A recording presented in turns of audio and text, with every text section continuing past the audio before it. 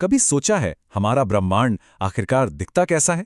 क्या वो एक गेंद की तरह गोल है या फिर किसी प्रिंगल्स चिप की तरह घुमावदार? देखिए, ये सवाल सिर्फ कोई मजेदार कल्पना नहीं है, बल्कि ये कॉस्मोलॉजी की यानी ब्रह्मांड विज्ञान की सबसे बड़ी पहेलियों में से एक है। तो चलिए आज इसी बड़े सवाल की गहराई में उतरते हैं।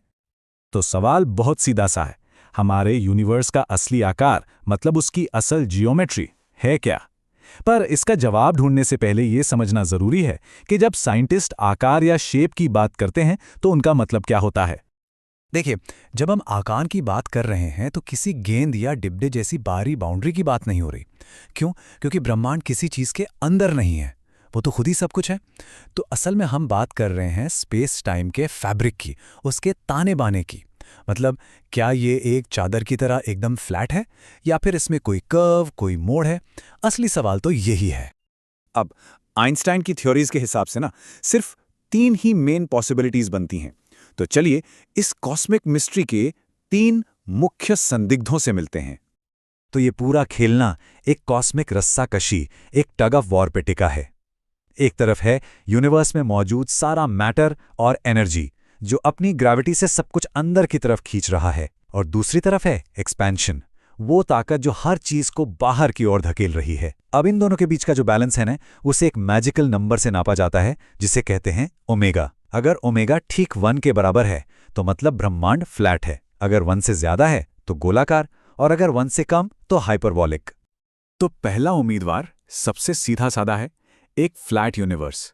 यहां पर ज्योमेट्री के वो सारे नियम चलते हैं जो हम स्कूल में पढ़ते आए हैं। सोचिए, अगर 2 स्पेसशिप एक दूसरे के बिल्कुल पैरेलल निकलें तो वो अरबों खरबों साल बाद भी एक दूसरे के पैरेलल ही रहेंगे, कभी मिलेंगे नहीं। दूसरा ऑप्शन है एक स्फेरिकल या गोलाकार यूनिवर्स। इसे समझने के लिए सोचिए कि एक गेंद की सतह पर 2 चींटियां चल रही हैं। वो इक्वेटर से एक दूसरे के पैरेलल चलना शुरू करती हैं, सीधा नॉर्थ की तरफ। तो क्या होगा? वो नॉर्थ पोल पर जाकर मिल जाएंगी, है ना? तो हमारा स्पेस भी ठीक ऐसा ही हो सकता है, एक क्लोज्ड सिस्टम जिसमें अगर कोई एक सीधी रेखा में चलता चला जाए तो घूमकर वहीं वापस आ सकता है जहां से शुरू किया था। और फिर आता है तीसरा और शायद सबसे अजीब कैंडिडेट, हाइपरबॉलिक या ओपन यूनिवर्स। इसकी शक्ल कुछ कुछ घोड़े की काठी या प्रिंगल चिप जैसी होती है। मतलब स्पेस हर दिशा में बाहर की तरफ मुड़ा हुआ है। यहां पर तो पैरेलल लाइनें एक दूसरे से मिलती नहीं, बल्कि वक्त के साथ और दूर होती चली जाती हैं। तो सवाल यह है कि इन 3 में से हमारा यूनिवर्स असल में है कैसा? फ्लैट, स्फेरिकल या हाइपरबॉलिक?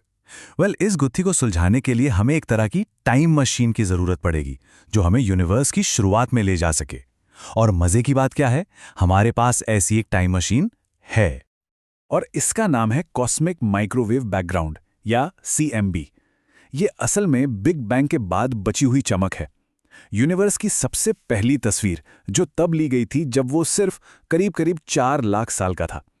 ये रोशनी तब से लेकर आज तक यानी लगभग 13.8 अरब साल से स्पेस में ट्रैवल कर रही है।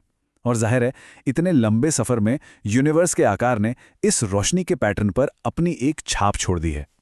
तो जब साइंटिस्ट्स ने इस CMB लाइट के पैटर्न्स को बहुत ध्यान से स्टडी किया तो उन्हें जो जवाब मिला वो सच में हैरान करने वाला था। उन्होंने पाया कि वो जो डेंसिटी पैरामीटर था ओमेगा, उसकी वैल्यू थी लगभग 1.00। सोचिए, ना 1.1 ना 0.9, बल्कि 1, बिल्कुल 1 के करीब।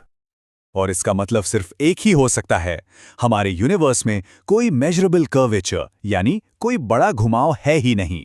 प्लैंक सैटेलाइट जैसे मिशन से मिले डेटा ने यह कंफर्म कर दिया कि हमारा यूनिवर्स 0.4% के एरर मार्जिन के अंदर फ्लैट है। यह साइंस के इतिहास की सबसे सटीक मेजरमेंट्स में से एक है। तो सारे सबूतों और गवाहों के आधार पर इस कॉस्मिक अदालत का फैसला आ चुका है। ये जो बात कही गई है ये पूरी कहानी को बयां करती है। ब्रह्मांड सपाट है, या इतना ज्यादा सपाट है कि हम फर्क ही नहीं बता सकते। मतलब साइंटिफिक कम्युनिटी का फैसला साफ है, हमारा यूनिवर्स फ्लैट है। और अगर इसमें कोई छोटा मोटा कर्व है भी तो वो इतना मामूली है कि हमारे बेस्ट इंस्ट्रूमेंट्स भी उसे डिटेक्ट नहीं कर पा रहे। लेकिन कहानी यहां खत्म नहीं होती। अरे, एक पहेली सुलझती है तो दूसरी खड़ी हो जाती है। ये पता चलना कि यूनिवर्स फ्लैट है अपने आप में एक और भी बड़ा सवाल खड़ा करता है। अगर ये फ्लैट है तो क्या ये इन्फिनिट है? मतलब क्या ये हमेशा हमेशा के लिए चलता चला जाता है? यहां पर ना हमें दो अलग अलग चीजों को समझना होगा। पहली है लोकल ज्योमेट्री, यानी हमारे ऑब्जर्वेबल यूनिवर्स का आकार, वो हिस्सा जिसे हम देख सकते हैं और हम ये जान चुके हैं कि वो फ्लैट है। लेकिन दूसरी चीज है ग्लोबल टोपोलॉजी। इसका मतलब है पूरे समूचे यूनिवर्स का ओवरऑल स्ट्रक्चर कैसा है। और सच कहूं तो ये अभी एक बहुत बड़ी मिस्ट्री है। इसे ऐसे समझिए, कागज की एक सपाट शीट लीजिए। ये अनंत तक फैली हो सकती है ना? लेकिन आप उसी शीट को मोड़कर एक सिलेंडर भी तो बना सकते हैं। और अगर आप उस सिलेंडर के दोनों सिरों को आपस में जोड़ दें तो क्या बनेगा? एक डोनट। अब मजे की बात यह है कि उस डोनट की सतह पर अगर आप कोई छोटा सा हिस्सा देखें तो वो आपको लोकली फ्लैट ही लगेगा, लेकिन ओवरऑल वो डोनट फाइनाइट है, यानी सीमित है।